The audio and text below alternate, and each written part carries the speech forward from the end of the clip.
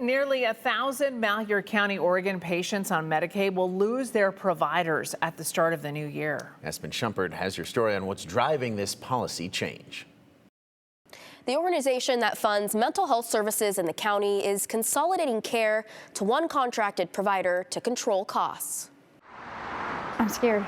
Absolutely terrified. Every week, Rochelle Odell comes to Altruistic Recovery. I'm here to see Miss Megan. All right, I'll go get her for you. A mental health facility in Ontario that provides counseling services and recovery programs. I've been in counseling most of my life. Bipolar, self-harm, suicidal ideations, voices. In 15 years, she's seen over 20 counselors, but her 3 years here at Altruistic felt different.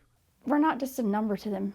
And I was hospitalized every 2 years until I found Altruistic. So this is the longest I've been out of the hospital. Altruistic is one of 4 mental health providers in Malheur County, Oregon. Insight, who also provides mental health counseling and therapy, is in the same building as Altruistic.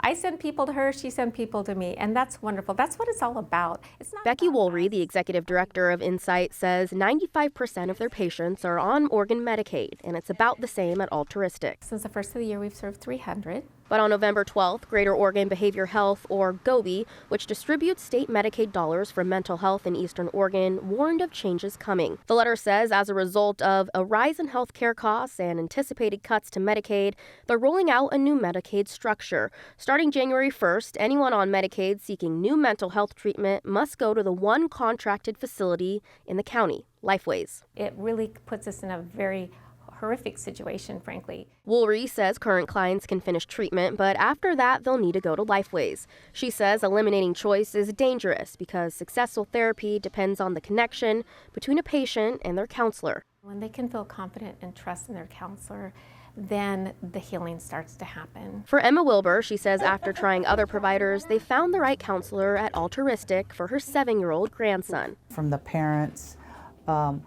he suffered a lot of separation anxiety.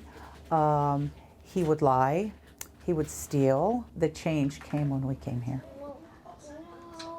They've done so much for him. I'm so sorry. They've done so much for him and our family. We can't thank them enough. Because the majority of their clients are on Medicaid, without new clients coming in, both Altruistic and Insight say they'll have to close their doors within months. You just see the progress that they've made, and you know that they're not going to be able to continue seeing you, and that's really hard.